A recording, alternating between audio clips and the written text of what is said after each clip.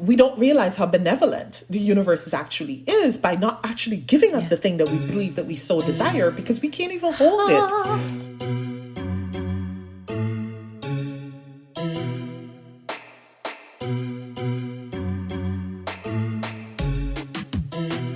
Hello, beloved listeners. This is Adrienne, back again, writer of stories and songs, emergent strategist, pleasure activist, joyful witch, living in the land of the Shakori, Skarure, Tuscarora, Eno, and Lumbee peoples. And this is How to Survive the End of the World, our podcast about learning from apocalypse with grace, rigor, and curiosity. When I say our, I am including my co-host and sister Autumn, who is currently away on sabbatical. In her absence, and in honor of the book Fables and Spells, I'm going full witch this season and having conversations with some of my favorite witches and teachers, and also reading you little bits and pieces from the book. Now, what I mean by witch is people who work with elements of the natural world, including our human nature, to generate more possibilities. Witching is engaging the essential natural world with magic, healing, beneficial, or supernatural intentions. Some names for what I'm including in this work: shamanism and sorcery, seeing, healing, herbalism, midwifery and doula labor, Reiki and root work, conjuring, ritual and spell casting, astrology, divination, sound baths, all kinds of baths, altar building, song channeling, all manner of building a direct relationship with the realm of the ancestors, the spirit, the holy, the ethereal, and ourselves. As a reminder, we don't have sponsors, we don't run any ads on this show, we don't have any major funders or magical angel investors. I can't even say it because it's so far from our reality. No one puts money into the show but y'all. So go to patreon.com/endoftheworldshow if you like what you're hearing, if you feel like you're learning, and become one of our patrons so that we can keep it going. Now, I'm really excited to introduce my guest today. I teased her as part of the overview of the season because I was so excited about the possibility of having her on our show, and now she's here. We have the Empress Karen M. Rose, creator of the Sacred Botanica, Sacred Vibes Apothecary, author of The Art and Practice of Spiritual Herbalism, and deliverer of bomb-ass readings and guides on Instagram for how we need to live our lives correctly. Also, fashionista. How are you, Empress Karen Rose? Following that introduction, I'm doing great. I'm doing good. I'm taking some time to move slower this summer. I've been coming off of like a healing event for myself. And so I'm happy that the stars aligned, because for a moment there, I'm like, I don't know if it's going to align. So I'm happy that the stars aligned and that here we are. I'm so glad.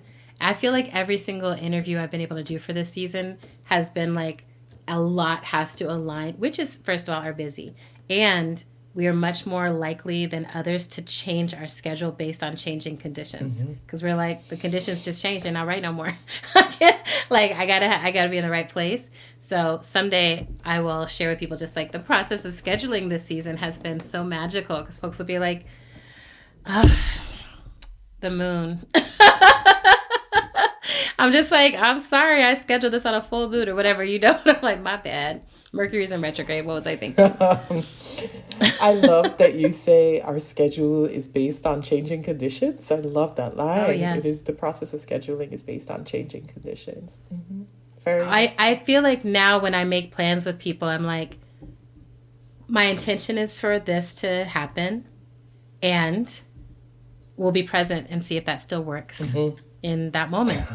And I've started to really trust that I'm like, any manner of things can be happening, but it's not good if it's not good. Right. And is it just getting older? Like that can be, I think it's getting older. I think it's getting more like, my whole life journey right now is learning to trust my intuition.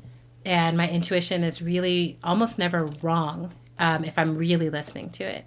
So it'll say like, this is not a good moment.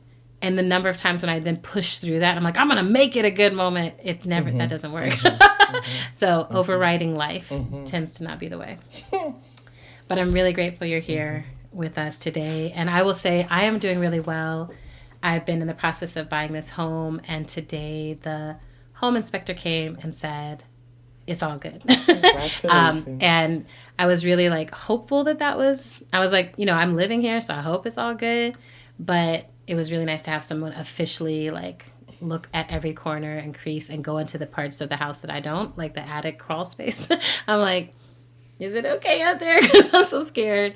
But I really feel like once I found this house found me. Like I was scrolling and looking for homes when I was like, it's time to move, and I'm looking for homes, and this house kept coming up, and I was like, it's not appealing. I don't like the way it's painted. I don't know, but it just kept coming up and being like, but look at this view. Look at the energy. Like, look, you could do things with this place.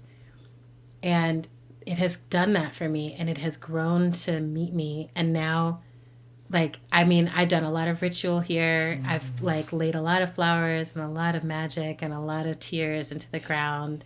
And it just feels like the house now is just like, yes, we get each other. I feel like the house is just as happy as I am today. Which is a sweet feeling. I never thought I would own a home, or, I don't even quite believe in ownership. So this is such a interesting dance to be in. It really is.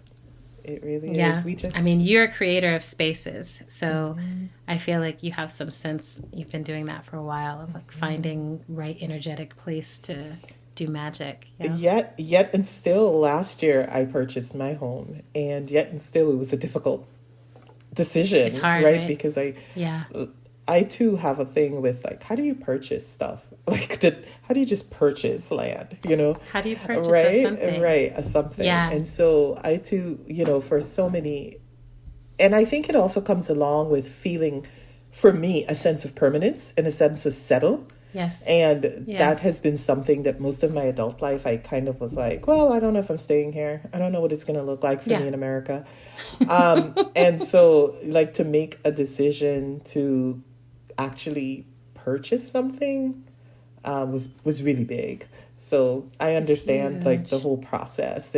But it's great to know that you're purchasing somewhere that you lived in, which is a different approach. It's different. I think you gain. Yeah. I felt super blessed because the housing market here is really wild and kind of precarious and scary. Everyone else I know who's gone through the process here is like, yeah, you see something you love, and then if you're not willing to like put everything down right away, it's gone.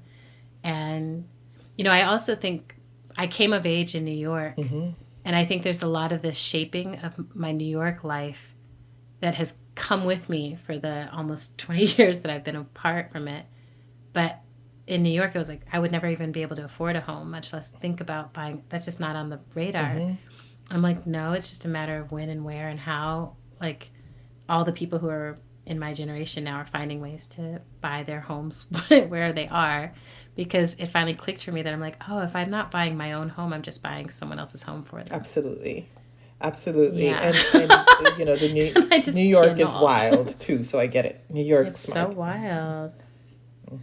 So, okay, I am using the language of witch for this season, but I want to start each episode asking my guest, how do you actually identify the work that you do?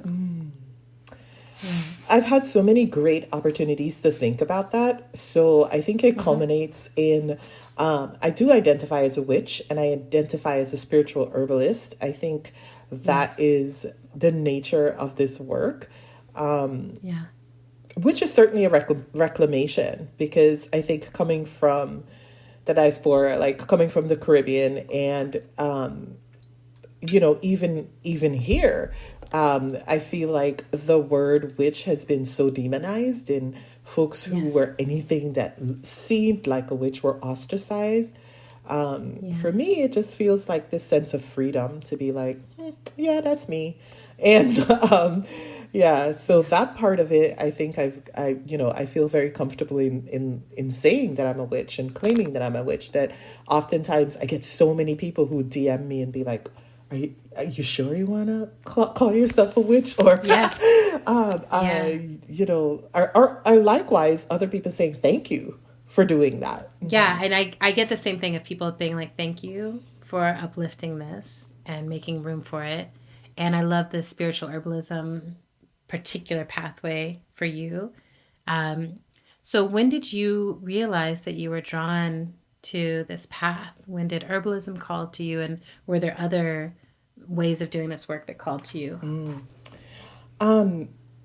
You know, I like to, so much of my reference is my childhood. As so many of us, Yeah. that is our point of reference, because I think at that time there wasn't language around what felt natural. So I often refer Yes. back to my childhood in this, when I think it was at its purest, in that, you know, its purest way that it could possibly be. So I'm going to say that growing up as a child in my native home, I grew up in South America, in Guyana, and Ah, had a very, you know, it's interesting because I was talking to my therapist the other day, and I think that I had such a wild nature kind of life was that I wanted to be almost like not seen. Like from a ah, child, I kind of wanted to be, yeah. you know, I was the last of four, and being the baby, I think, offers you a lot of space to do whatever you want. Like you're that Mm-hmm. person that's kind of missing, but they haven't really caught on to it yet. Mm-hmm. Right? So Mm-hmm. all my missing time would be spent exploring. So my version of exploration as a youth was in trees, you know, in the places where my grandmother, who was a wise witch that I'm realizing now, would say, don't go back there. Don't go through those groves. Don't go through those back dams. Don't. And of course, I mean, as a kid, what that's an invitation. Like, that's the only place I want to go. Thank you for the directions. Yes, exactly. Exactly.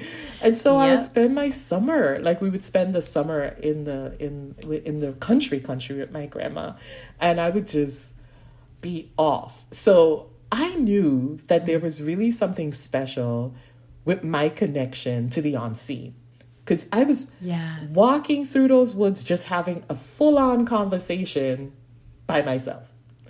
And Mm-hmm. but I never felt alone. I never was by myself, and I could feel it. And so, you Yeah. know, in my family, I think growing up, my mom would always tell my sisters like, "Oh, leave her alone," like because they'd be like, "Karen's talking to herself again," and my mom would be like, "Leave her alone." Let her be. Let her She's be. talking to her Mm-hmm. friends. You know, my mom would always be like, she's in Mm-hmm. there with her friends. That's what she does. And so I had this really vivid, wild imagination and time with nature and nature spirits. And I think that was my first influential the you know impact with nature, like me and nature, Yeah. like at that time. Getting older, Love you kind of that. lose that, don't you know? Yeah. Especially, I feel like the rhythm of childhood translating into the rhythm of school is so unnatural, that I think it takes away immediately so much from that just like magical exploration. And And this then, and the yeah. lack of safety to be in that Yes. magical imaginary place when you arrive Yep. from a small country into New York City, because we Yep. immigrated into Brooklyn, Oof. right? So immigrating into Brooklyn in the 80s, you couldn't be imaginary. Like you had to, Like, you can't be out here running around, little baby girl. You need to be in the house. that's right. That is That's right. right. There are no Oh, woods safe over here. So yeah. yeah. Oh, it's so sad.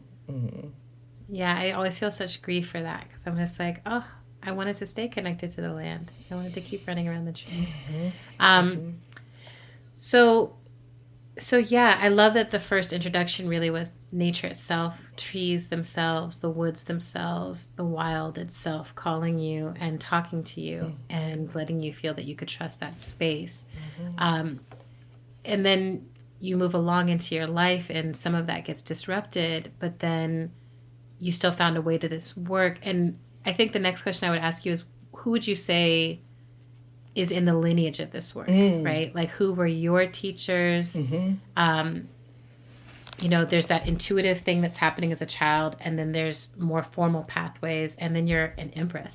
So I'm like, what are the formal and informal lineages that you would name for your work? I think, so I want to name my grandmother, who's Eunice Bascom, because I remember being so lost, coming to America at 14, and then 14, deciding that I was going to move to the West Coast. So I moved to Arizona right after high school. I was like, didn't even go to college yet. I was like, I'm out of here. I'm going to Arizona.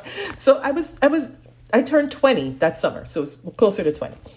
And then getting there and then, realizing that nothing here, but then started like nothing here spoke to me, had to go back to school, went to school. Yeah. And then having my first child, Lauren, and being so lost and disconnected that I literally had to call my grandmother and be like, what do you use for this? And I was like, my grandmother was like, wait a minute, you made all those stuff with me as a child. But it's amazing how our capitalist structure gets you so far away from your own intuitive knowledge and knowing. So it was my grandmother. So I want to say to my, my grandmother is passed on, but my grandmother is always with me. And I want to say my grandmother really held a lot of space for me over those phone calls of like what to do and how to do. And this remembrance, Karen, of who you are and go find it. We may not have the same plants, right, that exist on the equator, because Guyana is on the equator. So we may not have the same equatorial plants, but we do have, you have a rich, you have an ability to find what you need. And so true enough, I started learning herbalism at that time, what we considered Western herbalism.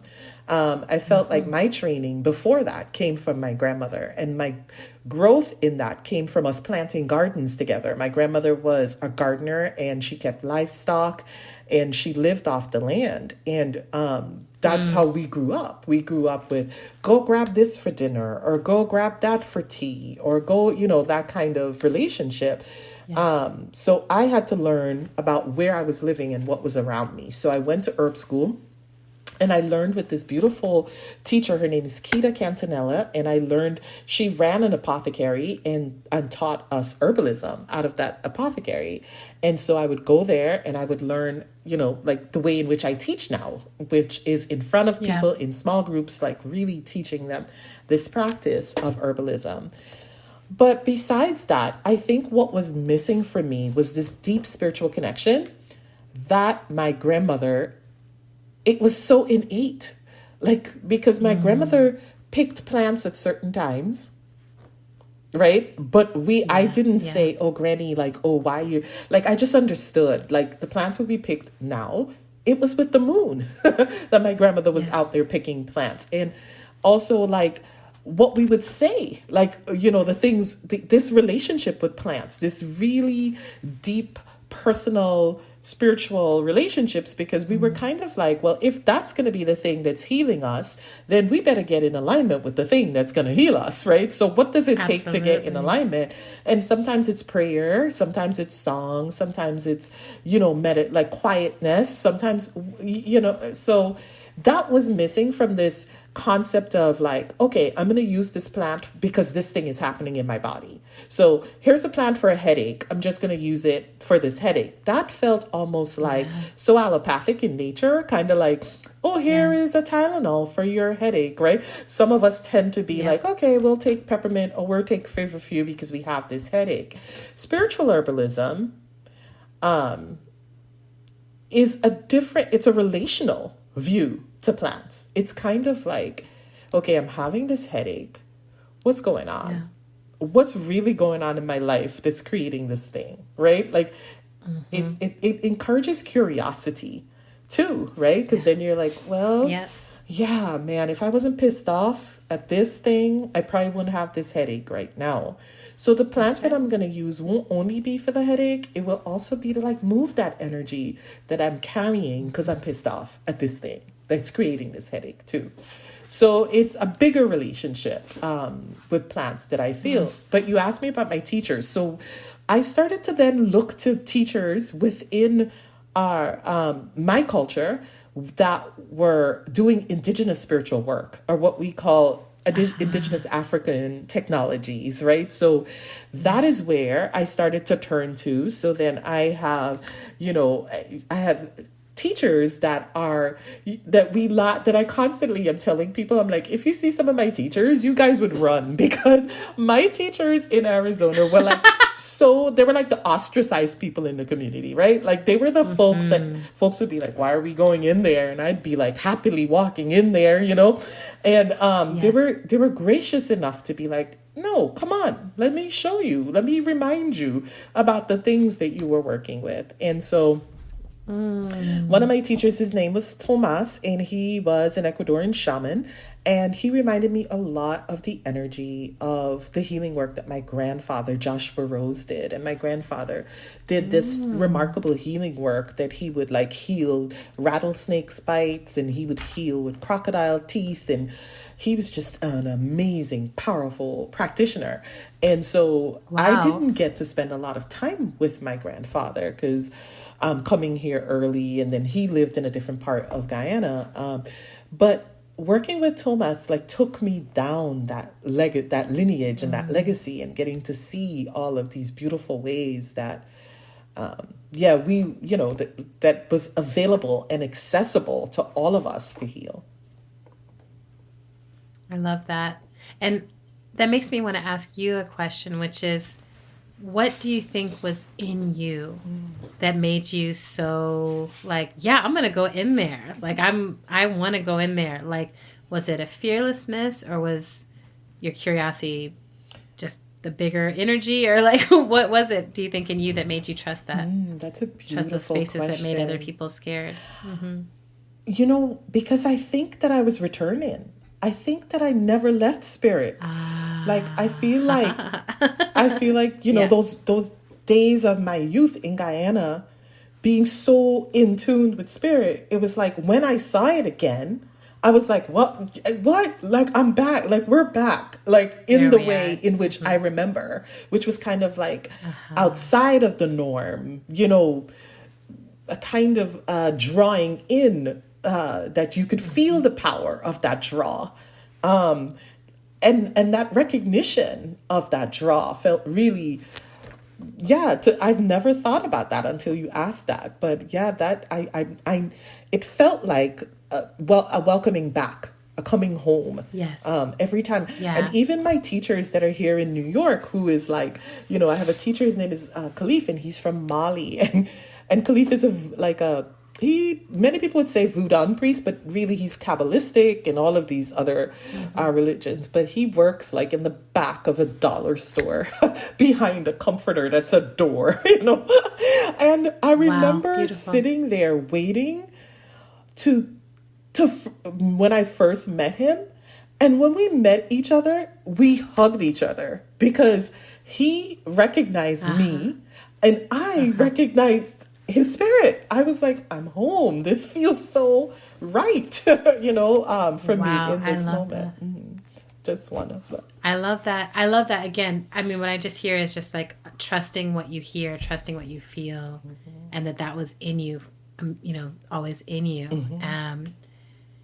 Did one of your teachers or did one of the lineages give you Empress? Or did you claim that for yourself? No, that lineage, and my there's a journey here, but the first thing I want to say, that came from the Caribbean. That came from all my Caribbean folks that I was healing. They would all come in and say, Empress, this is what's going on today. Empress, this is what's happening. From the years, of working in the shop, and them coming in and telling me all their stuff. They would be like, this is what's going on. Even in the street, they'd be like, Empress, let me carry you this. Let me carry your bags. Empress, let me help with the kids, So that name kind of came from there. I was talking to my mom. Well, my mom's lineage is my great grandparents are Chinese. and came from China to Guyana. And so my mom was talking about like the lineage of like them reclaim, you know, her ancestors also were working to reclaim a lot of their statuses as empresses within that culture Wow. too. So that's just something that I think about often. I'm like, where does this really come from? You know, is it from the ancestors who are reaching over from the grave, or is it also from this recognition that I've also gotten from my community that I've chosen to serve? Well, and I love it. You know, there's so many things like that where I'm like, you can't really call yourself necessarily, but people start to call you and you're just like, well, what, well, okay. But then it's such a sign of, it's a way for people to give a deep bow, right? Or to say thank you. Yes. Like I feel like sometimes a name like that is a way that's like, my community says thank you to me and sort of places them and places me where I am for them, So what are all the ways you do your witchy work? What are all the things you're up to? Oh my gosh. I'm constantly up to something, but, you know, I know. after years of having the apothecary, I, realized. And you have an apothecary in Brooklyn, physical space. A physical space, right? That and you had one in Guyana before. No, I was 14 when I left Guyana, so I never had an apothecary in Guyana, but and in Guyana, there's no such thing as an apothecary, by the way. There's like a person's house where you just go and you get healing. His name in our village was Uncle Habib, and we'd go to Uncle Habib's house, and he would do all this magical work on us and give us all the potions and stuff for everything that was going on. We take our babies there for colic and all kinds of brilliant things. But everything. Right, anything, any and everything. Super skilled. And there were other healers within the community. So there was my aunt, her name was Aunt Sundar, and she rubbed the belly for like anything that you could have going on. She was amazing. But, I think about, the work in the apothecary. What I started to realize is that folks were asking also for spiritual work, and they had like a shyness about it at first, but they trusted me enough to be like, this thing's going on, could you help me with that? Like while I was selling them herbs or while I was like weighing out the herbs, they would be like, but this deeper thing is going on. Do you have a bath? Do you have a candle? Do you have something that you could help me with? And so I spent over a decade in the apothecary just recommending things. Like, I'd write it on a piece of paper and be like, when you get home, here's the things that you do, right? and send that off. It got to the point that I was like, my apothecary is really small. It's like a room, and we just kept it that way because we loved it. But I got to the point where I was like, okay, I need space to do this work. And so a few blocks away from us, we opened Sacred Botanica, which is a physical, actual location. And that is where that I do most of my witchy work now, because my clients generally come from the apothecary over to the Botanica, or new people also come into that Botanica space. And the reason for opening a Botanica was, for me, I wanted to take away the stigma associated with like going into a Botanica, because in Brooklyn it's still very like, oh, you going into that place, we have these Botanicas, and the Botanicas themselves didn't feel like it was clean spiritually. Like it didn't carry a lot of clean spiritual energy. It just felt like like this heaviness of everyone going in there, like kind of leaving their energy behind. And I wanted, so even when I would go into Botanicas, I would like wrap my hair up and, because I felt like really exposed to like the energies that were in there. So it was important for me to create a safe space for our spirit. Especially when we encounter someone, they're usually in a very vulnerable space. Yeah. So if you're coming in with a lot of vulnerability and you're open up, I wanted it to be a space that could be really clean spiritually and hold that for you. And also like a lot of the times we go into the botanicas and they're like, take a bath with this, right? And it's like a concoction. And being an herbalist, I started to be like, well, what's in this, And then I started to look at it, and some of the ingredients are really harmful. So I was like, no, I'm gonna do this. No. Yeah, I'm gonna do it the way that we did it when I was back home. Because back home we were like, just boil some lemongrass or or boil some, cerasee and like wash that off of you. Or and so I wanted our spiritual medicines to be more tied to the plants themselves. And I figured who better can do that than an herbalist? So that's right. We started to create. So what my work looks like is creating spiritual medicines that are high vibrational and people feel really safe when they look at the ingredients because they're like, oh, okay, it's peppermint. It's, it's like 5 ingredients. Exactly. Yeah. And you tie it in, or my experience of you is also that there's an astrological component now. Maybe that was always there, but there's this astrological component to it. So like I come to you because I'm like, it's the full moon. Let me see what Empress tells me I need to go do. Definitely an astrological component. It is so magical to look at the stars. We have to realize that every culture only had the stars. For every culture, we had a sky. So regardless of our notion of who God is, we all had to look to the same sky to figure that out. And so a lot of our religions is our cultural explanation of what the sky is, right?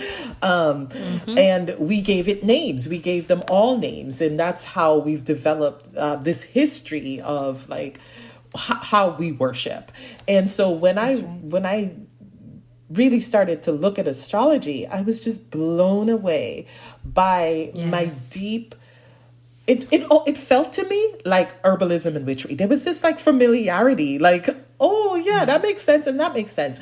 And I have this amazing mentor who is now in her 80s, and she took me under her wing. Her name is Elaine, and she was like, we're gonna, when I came to her with my interest, she was like, this is beautiful because you're connecting it to the plants. And so I feel like I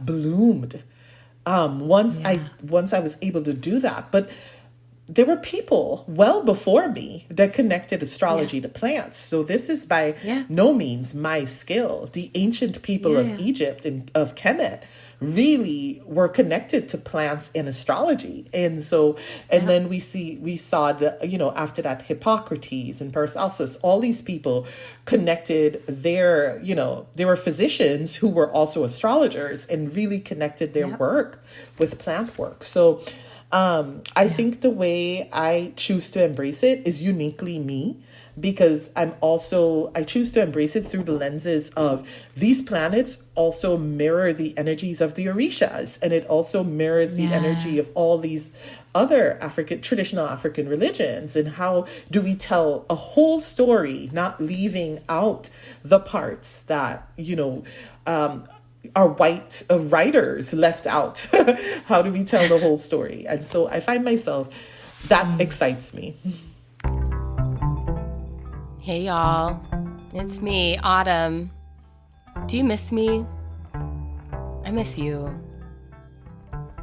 Sabbatical's going great so far though. Like I'm totally happy to be on break. But I think about you a lot, and I wonder about whether you're financially supporting the show. I don't know. I think about it. If you're thinking about it, there is a way to do it. It's by going to patreon.com/endoftheworldshow and signing up to become a patron. Now's as good of a time as any. Whether I'm a part of the season or not a part of the season, it's still a good time to support the show. So, yeah, if you miss me and you want to let me know, it's a great way to let me know. Please go to patreon.com/endoftheworldshow. Thank you. Okay, let's get back into it.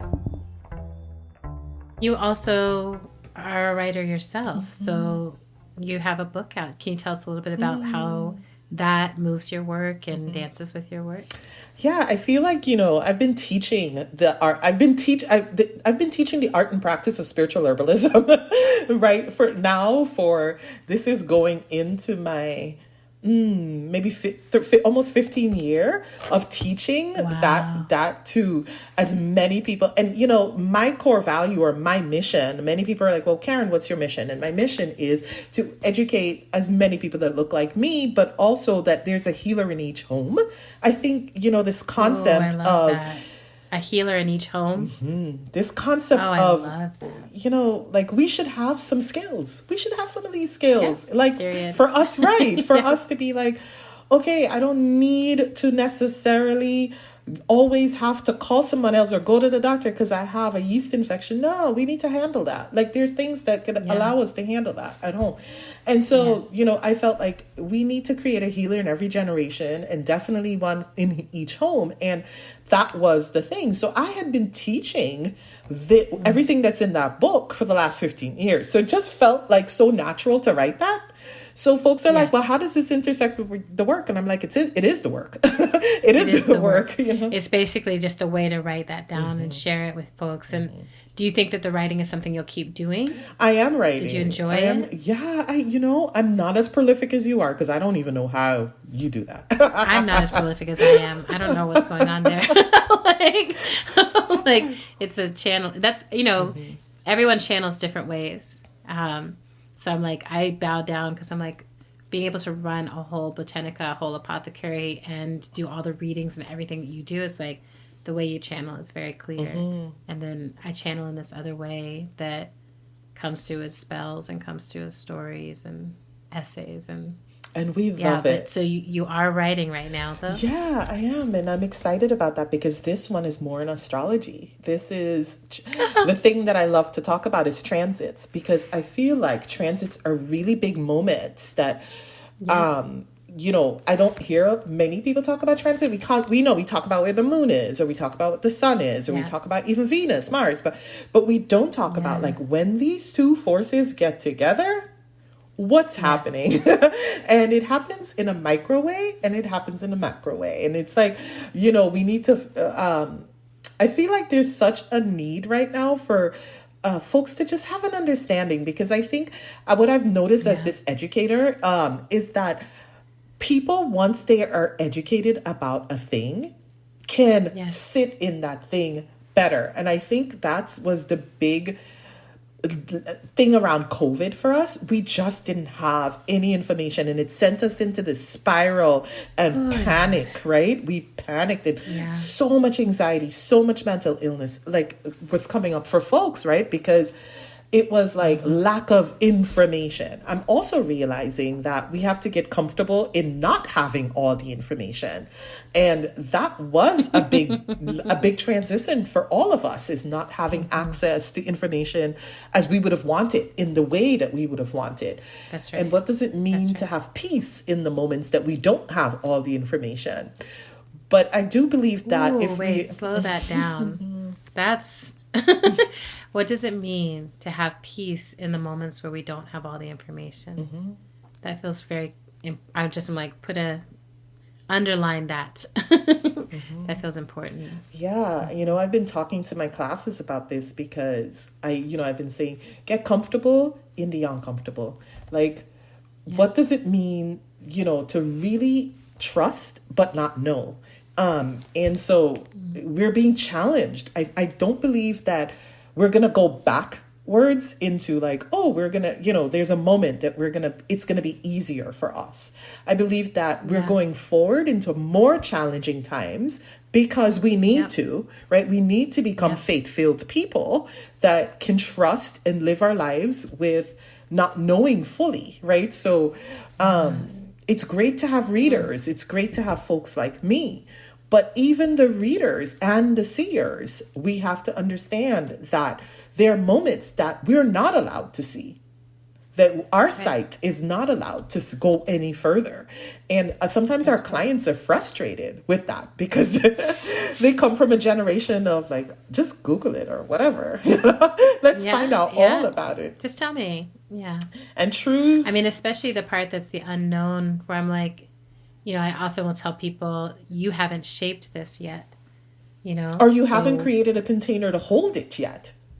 Exactly. Right? So it's like, sometimes it's kind of, sometimes we don't realize how benevolent the universe actually is by not actually giving us the thing that we believe that we so desire, because we can't even hold it.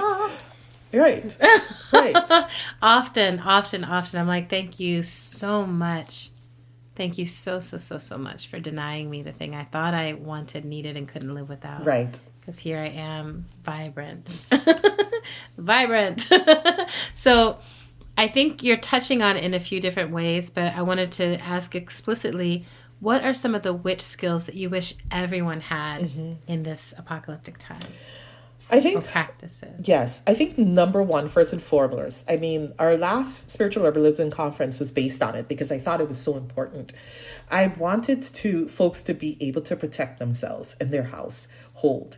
And this came up a lot within the last 2 years. Of course, the movement for Black Lives, I think, was the inception of more of our people coming to it and saying, Karen, how do we protect ourselves as we're out here doing this super important work?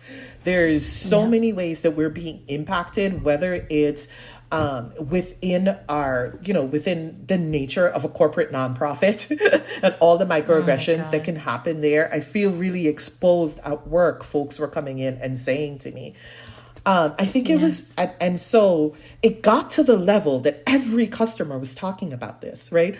So for me, what that was saying is like, we needed at minimum to learn some skills of how to protect ourselves while going out the house, while going about our day. What are the tools that we can have? And some of those tools are so simple. It can, in some cases, it can be as simple as an affirmation, right? Or prayer and affirmation before you actually walk out the door. For New Yorkers, I tend to think it's a lot more. For New Yorkers, I want my New Yorkers, particularly people who, a lot of us have the ability to like get into our cars and close the door and drive to our work, right? That's great. Yeah. For folks who are like on the subways with literally someone standing, like you're exchanging energy. Exactly.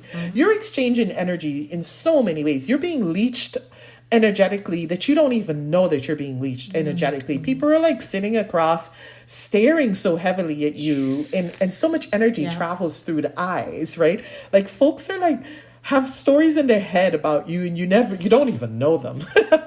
That's right. And then with the growth on social media, or the way that we're involved in social media, people are now able to like look at your pictures and it's all energetic. There's so many opportunities. Put an energy on it. Right. That's right. And so what this is about is, I talk about like what's a hex, and for me, a hex is not, people don't really have time to hex. I'm like, get over it, people. People don't have time to really hex you. Like, but what a hex could truly be is this way that we have about not looking at what our energy was when we woke up, what our energy was in the morning, and then how our energy changes throughout the day.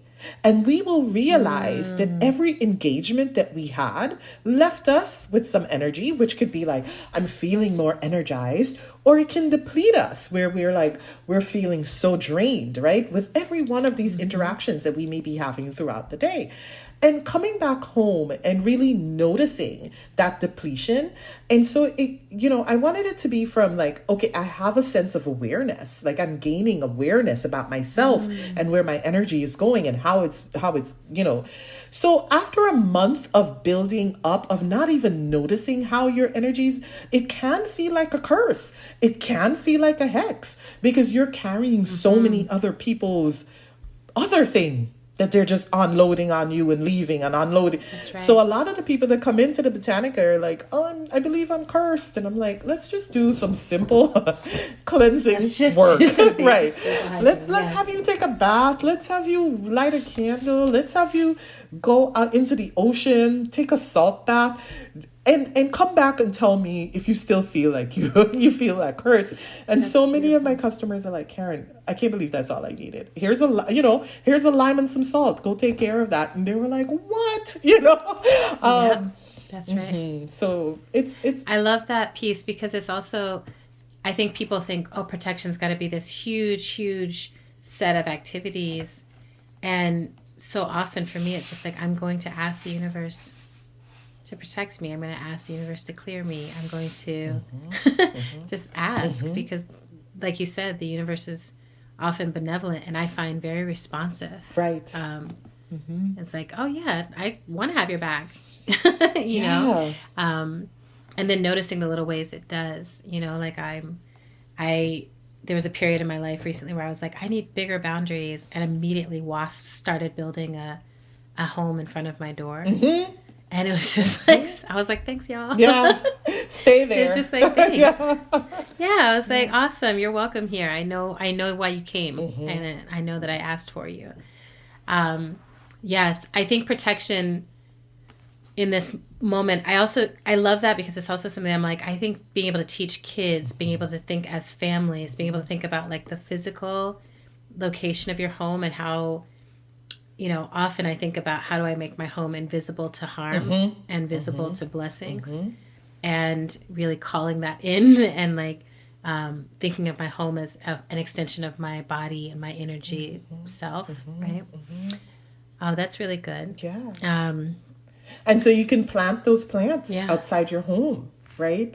So there are ways that you can protect your home. And I want to say that magic is complicated because we look at it from a really Western viewpoint. And the West has a way of complicating most everything, right? We're complicated people. So we want to complicate things. But when you look at what magic or even medicine looks like from an indigenous perspective, what you start to see is that, and I've been teaching this, that medicine is really a part of your day. It is not something outside of what you're already doing. It is not an extra load. And I try to create mostly simplicity in my clients' lives. I'm like, this should not feel like an extra thing that I have to take on to heal myself. So while you're preparing breakfast in the morning, just drop this in and call it George. Like in the Caribbean, we say call it George, but call it a day, right? Call it a day, drop it in and keep it moving because it's done, right? For the day. And so it's the same with spells. It's the same with magic. It's the same with witchery. Standing under your shower is one of the most magical things that we can do. And so much clearing can come in. The Orisha Oba is the Orisha of rivers. And the Orisha Oba is the Orisha of like shower water, like this, that fresh kind of water. Yes. And so you can call in that stream of water as purification. You're not going outside your day. As you're anointing yourself, you can anoint yourself with an oil that's from plants or an essential oil, in few drops of that in your lotion, and ask it to shield you as you're walking through your day. So we don't, of course, there's some things that require more complicated magic because it's a complicated thing in our complicated Western, in our lives, right? So, but the majority of this work should feel like when we're doing it for our families or when we're doing it for our kids, it needn't feel like it's exhaustive, because we don't need to be exhausted by something else.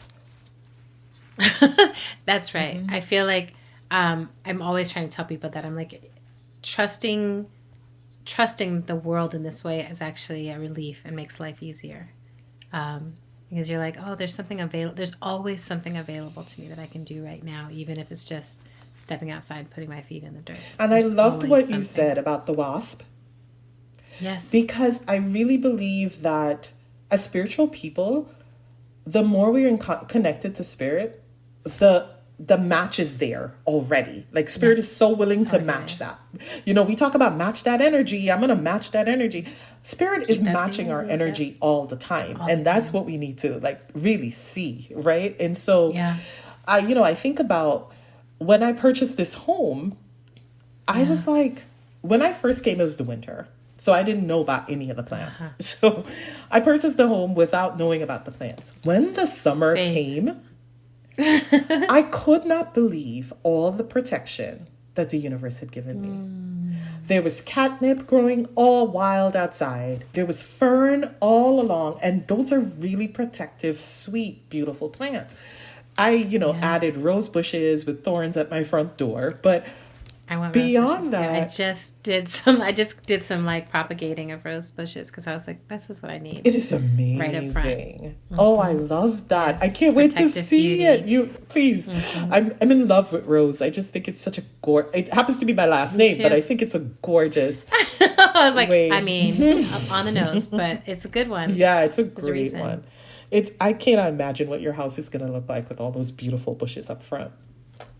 I'm very excited about, I have a friend here locally who they got land and they spent like a year building out the most incredible garden. And I feel this, sometimes I feel a lack in myself of like, I'm not a physical gardener, but I do believe in my capacity to grow things. And I was like, if y'all come get me going, I think I can tend. So I have like folks now, I'm like, can you come and help me? These are the things that I'm called to. I know I want the rose bushes. I think that I want some bougainvillea. And, there's things that can grow down here in the South that get really lush. I'm just like, I just want this lush kind of perennial state. Okay, I could talk to you all the time. So I have more questions for you. So one more question I have. How's your timeline? Do you have, I have 5 minutes left? I can go 10. Okay. Okay, great. So one question I have for you that feels so important in this moment is we're always making our offer while still continuing on our own journey of healing. And I wondered if you had any guidance to offer for those of us who are being called upon to bring our witch work into the world while also undertaking massive chunks of our own healing journey. I love that you're there because I think the concept is that, again, this is such a ridiculous concept that I'm kind of like, where does it come from? The concept that we have to be healed to heal. No one would ever It's heal. not possible. Right. We would never get No. there. Right. And I hear it so much, particularly in the healing community, kind of like do your healing work so you could heal other people. And I'm like, that's interesting because there's never a finality with that. Like in the moment that I'm like, I'm healed, universe is like, I'm gonna sit you down for some true healing. Tell you about yourself, girl. Yeah, for some true healing. So I believe that it's the intersection, right? We talk about intersectionality all the time, and I think there is an intersection there where your own healing provides a great lens, provides inspiration and humility, gratitude that you can continue to do this work. So while we're in it, I think we also kind of need to focus on what is the lesson that we're also getting for ourselves in every client that we're engaged in. Everyone that we meet is mirroring. Sometimes it's so scary to me that people, I've told my students this, but people leave the apothecary and I have to close the door and take a minute. Because they are telling me all the stuff that I need to sit down and heal from myself. And they're coming in for my help. And sometimes, and it requires a lot of humility on my part to be like, you know what? I'm struggling. As the healer that you're coming to see, I'm struggling with that too right now. Yes, I'm right here with you. Exactly. And so this medicine that I'm going to give you, I'm going to give myself too. I'm just going to take it and we could check back in and see how each other are doing. Because I love that is the constant reminder that you're still engaged with this contract that you're under with the universe to show up in this way as a healer. Okay, well, since you're still under that spiritual contract, we're going to keep reminding you that there's work to be done with yourself too. So and what that means is allowing yourself tons of grace. Allowing yourself tons of grace to say, I can't do a consultation today because I can't hold a consultation today. I can't hold the room for what it takes for a consultation today. And I will call you when I could do that. But in this moment, I can't do that. So I'm asking us to have all the grace with ourselves, really be attuned to what we can hold, because, we're living in a time that the floodgates are open. Like, there's so much coming at us now. There's so much constantly. Constantly. Particularly if you are like you or I, who have said, okay, we want to do this public facing. The floodgates are huge. So the universe is like, you want to be out there public facing? Well, here's the public. Here's the public. Here's the whole public and nothing but the public. So say we all. Yeah. I mean, I think that part, and I think because we feel a lot, right? Like when I think of little baby girl running through the woods, feeling all the unseen and having conversations with all of it. I had similar experiences of just knowing there was more than what I could feel, see, touch, that was around me all the time. And so now I'm like, oh, I feel waves and waves of things that I'm like, I laughingly call it the disturbance in the forest, but I'm like, when things happen in the world, I feel them. Sometimes I know what it is I'm feeling, and sometimes it's like I don't know, or I won't know for a while. Like recently, there was a moment where I felt I was in this amazing situation, but I felt waves and waves and waves and waves of grief, like rolling through me, bigger than it made any kind of sense. And then I came out of that retreat space and learned about the earthquakes that had happened in Turkey and Syria, and I was like, oh, okay, that's what, I didn't know what was going on. And I don't know quite why I felt it the way I did, but it moved through, it put me down. Yeah. Right. And so I'm like, I think a lot of people who do the kind of work we do are saying, I'm open to feeling. And I also have to set up like, let me know if there's any, I'm always saying, let me know if there's anything I can do about this. If I can't, I will light a candle. I will grieve in that way. Yes. But if I'm supposed to write a spell for it, let me know. If there's a song I'm supposed to write for it, let me know. And just being open to, huge. The medicine and the practice. I have so much respect for how you do your work and for the consistency of your practice, the consistency of your offer, the consistency of your voice. I want to make sure people who are listening to this know that you regularly, if you want to know like what's happening in the world and what should I do about it, you should go check out Empress Karen Rose on Instagram, because I find that to be you just do such useful, pragmatic readings where it's like, here's what's happening at the celestial level, here's how that's going to impact us on this level, and here's the plant that you need to make some tea, take a bath. Like I always feel like I'm like, I really understand what's happening and what to do about it. So thank you so much for your offer. Most welcome. I think that's what the book's about, the new one. But I think that I have a way of, and I've been doing that with my friends since I was in forever. I was always calling them like, look, this is what y'all need to do. Girl, here's what's going on. Everybody get on the boat. I mean, it feels like that still. It feels very intimate. Like it feels like you're like, I just want to tell y'all. And I'm like, yes, everybody hop in the circle. I'm going to read you a poem, short poem called In the Dark I See Fireflies, which for some reason makes me think of you. In the dark I see fireflies. They are like we are. Sparks sometimes shining, rarely in rhythm, rarely together, but beautiful. In the dark I see longing, yawning open, wet, and hungry, never full, never fulfilled, star teeth gnashing, who can swallow scalding food, and beyond that, a constant empty. In the dark I see memories distorted by ego. We love being wise, we hate the learning, we love being right, but we're usually wrong. In the dark I see dreams and the long distance between the constant fire I yearn to be and the brief flashes I can pull off. In the dark I see the moon, saying nothing is constant. Even a rock caught in light's orbit, even these constellations are a flash across infinity. That brightness doesn't last, but the dark is forever. Yay, darkness. Thank you so much. Deeply, deeply appreciate you. Deeply appreciate your work and your time today. You're so welcome. Thank you. Thanks for listening to our show. This is Autumn. I'm on sabbatical, but I can't stay away. And I'm here to tell you that we are on Twitter and Instagram at End of the World PC. We're also on Facebook at End of the World Show.